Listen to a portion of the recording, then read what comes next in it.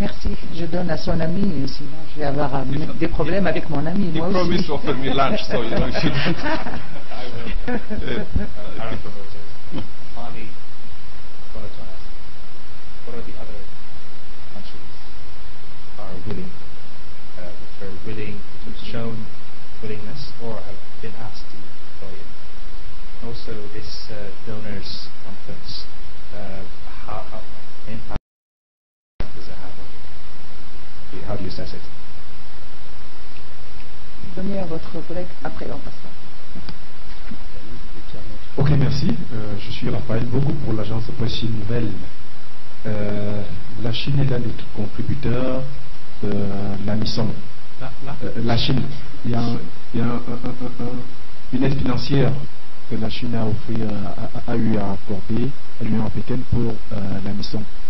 Quelle évaluation faites-vous de la coopération avec ce pays d'Asie aujourd'hui? Est-ce que la Chine est sollicitée pour d'autres opérations, notamment pour le cas du Mali? Merci.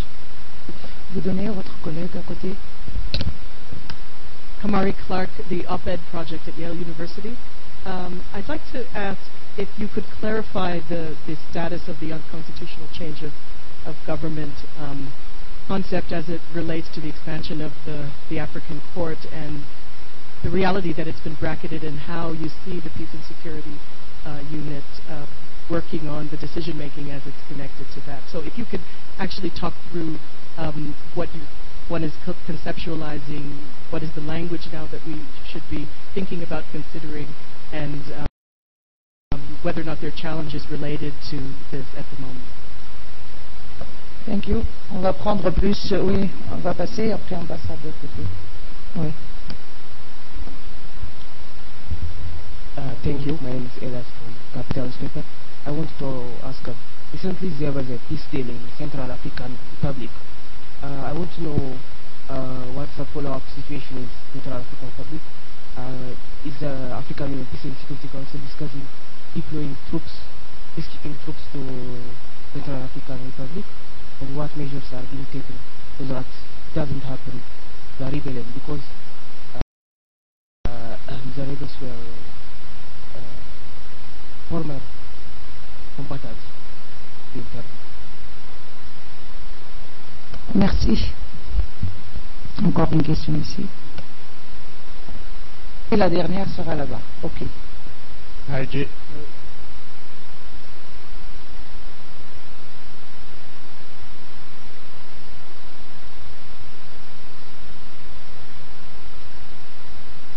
Hi, Jason Batinga, Blue News. I'm wondering how you think the AU peace and security architecture is developing to deliver a version of Ali Mazroui's idea of a Pax Africana. Merci. Et la dernière question ici. Thank you. Habib Arwa for Sudan, Asbag newspaper.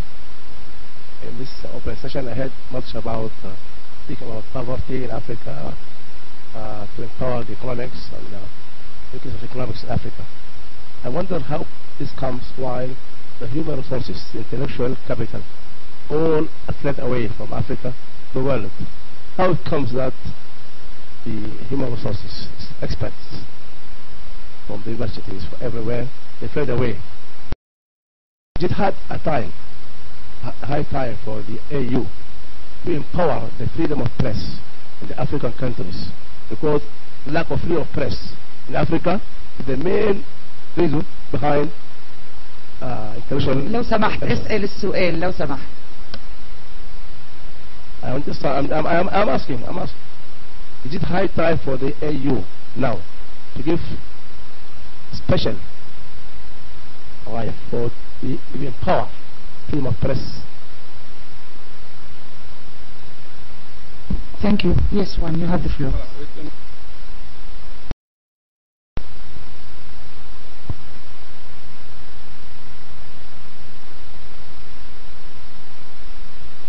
Thank you, CCTV. I think you're making a very valid point, and to the extent that I may even be tempted to get you hired in our department, because what you are saying is absolutely in line with what we believe. We are, as African Union, of course, deeply concerned with the, I would say, the increasing tendency of, of course, resorting to armed rebellion to further political claims. We have seen it in Eastern DRC, in Central African Republic recently, but also in Mali, before the terrorist and criminal groups took over, when the MNLA, the so-called movement for the liberation of the Azawad, took up arms in January 2012 and started attacking the Malian armies. We strongly condemn the recourse to armed rebellion. We believe that using arms should not be the way to settle or further political claims. We believe that African countries have embarked on democratization processes, definitely many challenges. I think still a long journey to go, but yet there is space for people to put forward their claims through political means and try to advance their agenda. And we have made our position very clear wherever a rebellion has broken out, be it in Eastern DRC, be it in CAR recently, or in Mali in January 2012. We have clearly indicated that we absolutely, totally reject the recourse to armed rebellion, as well as any seizure of power by force. So it's a principal position. We are also aware of the fact that, indeed, we need to ensure that there is space for political debate, space for people to put forward their claims through, appropriate mechanisms. And that brings me to the issue of the freedom of the press, which our brother from Sudan has raised. I think the AU has, Habiba may be well placed than me, but I know that I know of many AU instruments stressing or highlighting the need for our member states to create the necessary conditions for the press to play its rightful role. I think in freedom, I think that's absolutely important. What you need in Africa is, of course, we have to ensure that the press is free and can exercise its role in the best conducive conditions.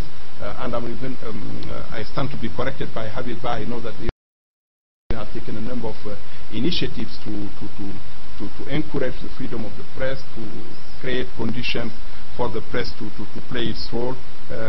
And there are also a number of steps that have been taken to facilitate even reporting by the press in dangerous areas. I think there are a number of initiatives that are being taken in this respect. So against armed rebellion, no doubt about it, absolutely against, unequivocally against, but we are also aware of the need for us to continue deepening the democratization process in Africa.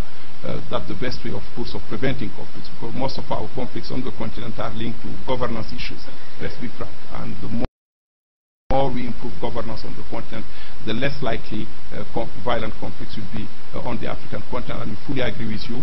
The AU has adopted, I think, over the past 2 decades, a set of instruments in the context of NEPAD, the AU, instruments on human rights, instruments on corruption, instruments on governance.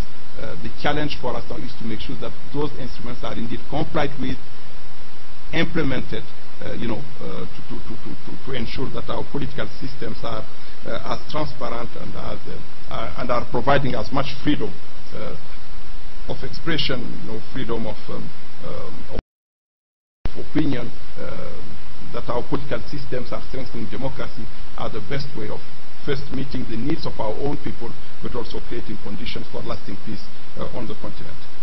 China's assistance to the AU, very much valued. I think it starts with this beautiful building, which is a gift from China, and we do indeed receive support from China. We receive support, both financial and material support, for AMISOM, and we look very much forward to China's contribution to the forthcoming conference on Mali, and I'm sure we can count on their support and cooperation. Issues of unconstitutional changes of government. This is an issue that has been seized with for literally, I would say, 2 decades now. The effort started in Algiers I think in 1999, but earlier on we had also some efforts. Our policy is, of course, to ban any seizure of power by force, be it through coup or other means, but also with the entry into force of the African Union Charter on Democracy, Governance and Elections, to also ban all other type of manipulations constitutions or other means which are not necessarily coup d'etats of taking power or remaining in power through illegal means. We have a standard position of condemning all coups, of suspending countries where unconscious changes have taken place, and I believe that this has been applied in a very consistent fashion. But we are aware of the challenges. We still have a long way to go. We have instruments now.